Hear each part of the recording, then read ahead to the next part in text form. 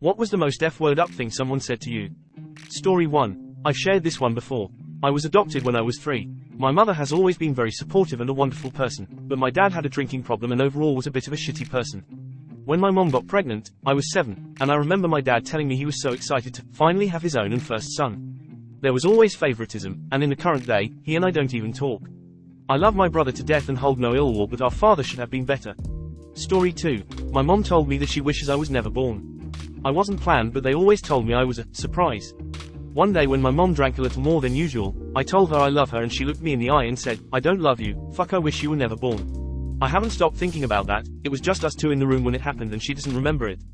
It scared me and I don't think I will forget it. Story 3. My husband died suddenly when I was 35. There's a picture of me at the visitation standing in front of his urn with my brother's arm around my shoulders while I cried. My friend said, "I love that picture of your brother supporting you." I said, "Yeah." That's when he told me to suck it up and stop crying. Story 4. I don't love you, or care about you. I only love your sister. Honorable mentions. I hope you never make it into college. I hope you have to work a grueling schedule for the rest of your life. Thanks, Dad. Story 5. My dad defended my childhood pissed. Said men have needs, I should feel flattered he chose me. How can I even call it R-word, if I was too young to not know the word back then? Story 6. I had a very complicated pregnancy. I found out at 4 months. Crazy, I know. I was extremely high risk, and my Phil was asking my husband what he'd do if he had to choose me or the baby. Before hubby could answer, my Mill pipes up with, "Well, if it's her or the baby, save the baby, you can find a better mother." I was standing right there. Husband lost it. Story 7. My mom married my stepdad when I was 4 and we moved out to my step-grandmother's ranch to work it. When I was 7, I was told to help my 9-year-old cousin learn about what to do. He whined and bitched about everything he has to do the entire time. I told my stepdad's mother about him, not being too excited about it. "Well, he's the oldest, so this ranch will be his someday." She'd said, "I'm 7, I don't know how shit works, so I asked, so I'll be working for Brad here someday." "No, you're going to be a priest. There's no other use for bastard children," was her answer. Story 8. To me and my wife. We went over for Christmas 10 years ago. My dad was so drunk that they couldn't stand up. He asked if he could hold our 6-month-old child, to which we said no. My mom, who was not as drunk, walked over about 2 minutes later and asked to hold the baby. We said okay to that and she immediately turned around and handed our baby to my overly drunk dad. A week later we get together with just us and them and tell them if they drink like that around our kids again, we won't be coming to family events. My mom looked straight at my wife and said, "All the problems in this family are because of you." My wife, being taken by surprise by that, stuttered her next words, and before she could get it out, my mom did that today, mop. Needless to say, we got up and walked out of their house. Story 9. I was basically bedridden after an accident left me in constant, debilitating pain. My ex screamed in my face to just die already, but apparently I'm remembering it wrong and it wasn't that big of a deal. Story 10. In middle school, I was told by a girl named Aubrey that I was a 2/10 and she audibly gagged at me. Well, guess who's a 2/10 now, 15 years later? Still me, but fuck you, Aubrey. Story 11. I was 11 and it was my first group sleepover. One of the girls told me she would shove a pair of high heels so far up my vagina that I'd never be able to have children. She also threw my teddy against the wall and its eye popped out. Story 12. My life would have been so much better if you had just died too. My twin died at birth. It may be true, but no kid needs to hear that. Story 13. My dad's speech at my mom's funeral. Less than mom greater than and less than son greater than had a close relationship. I'd have preferred to have a daughter. Not sure how that's relevant for the occasion, but okay. Either that or the, your mom wanted you, not me.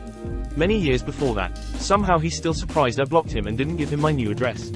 Story 14. To kill myself when I was 9, at a family reunion, by a 45-year-old auntie.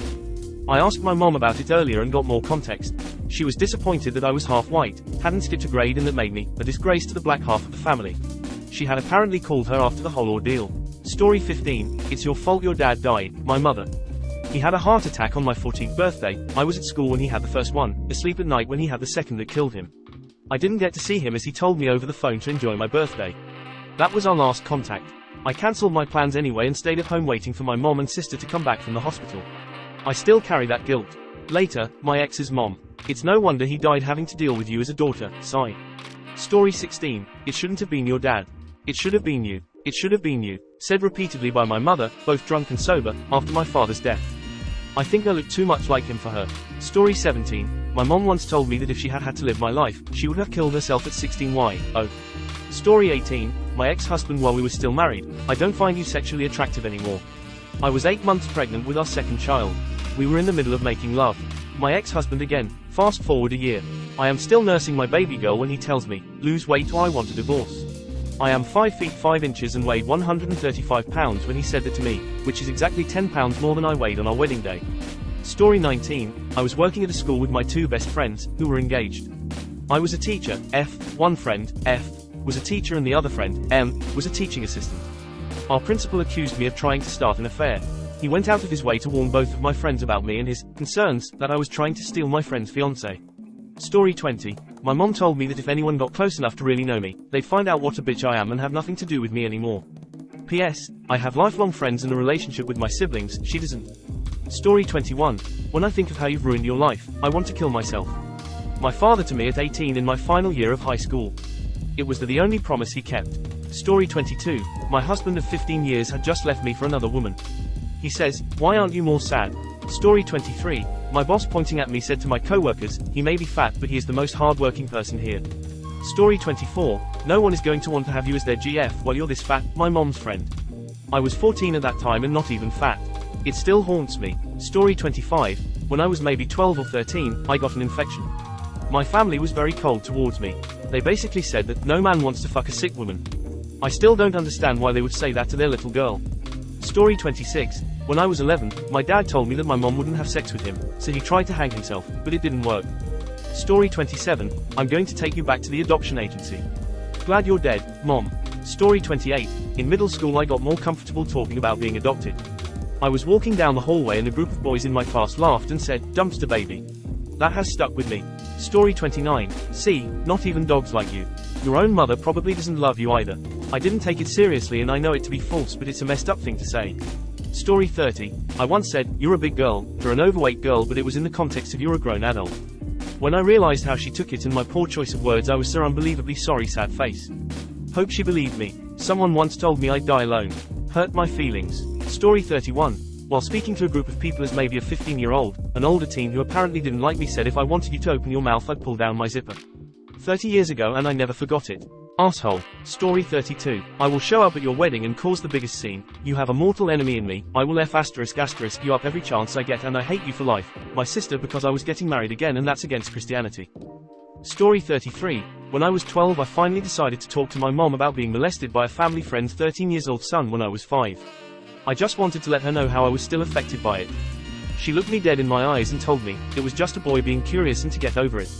That was the day I stopped loving my mom. Story 34, I know what you're going through with your brother's murder. My hamster died recently, no trace of irony. Story 35, my mom, drunk at the time, put her arm around me in front of the entire family and said, Chuck, you have always been my favorite. I'm John, Chuck is my older brother. Story 36, that I'm a gold digger for being adopted. Yeah, I planned all on my biological mother womb my life of luxury, but I failed because I got a family of high school teachers. Story 37, you're lazy and weak. My former boss during my second week of work. I've been there for 6 years now. Still hate that dude. Story 38, my brother, when I wanted to go out with friends and just get something to eat. It's not safe out there and I hope you get R-word and thrown in the garbage. Story 39, I started driving lessons as soon as I turned 17. Had the same instructor my brother had a couple years before. He was mid-30s, married with a kid. After 2 or 3 lessons I texted him to arrange another one. He replied saying, see you then sex kitten. It creeped me out but I just sort of ignored it. Then on the next lesson he said, let's go sex kitten. Hearing it in person made it much worse and when I glanced over he was looking at my boobs. Decided to change instructors after that. Still makes my skin crawl thinking about it now and it was over 16 years ago. Story 40, you know the meme from Loki? Yes, very sad. Anyway, my sibling's spouse died. Our father changed, yes, but stiff shit. I walked out of his house. I've never spoken with him again. Years of narcissism, that was the proverbial straw, that precise moment in time. Story 41, became friends again with an ex-boyfriend of mine. He's one of those, blunt, people who really just says whatever he wants and blame you for being upset at his honesty. Met up with his old group to game. When we played a drinking game and he refused to answer the question, what's a fucked up thing you've done to someone you care about? We all obviously got very curious.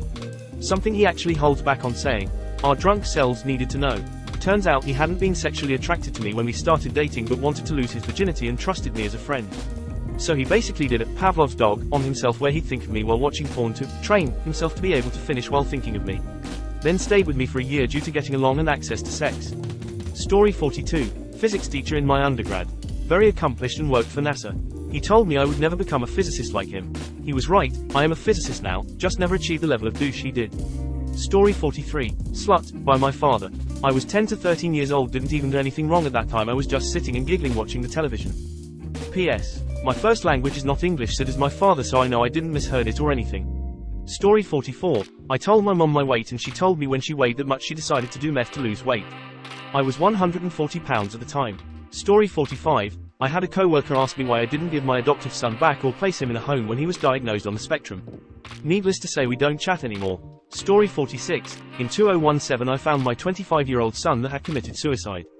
He had his share of mental issues, and was still alive when I found him, but I knew it was non-survivable. After he was gone, I had a person I have known all my life, a very religious person, tell me that I needed to use this as a learning and get closer to God moment, so that I would not be in hell for eternity like my son was. This was not what a grieving parent needs to hear. So many more things are running through my mind about that time, but this one stands out.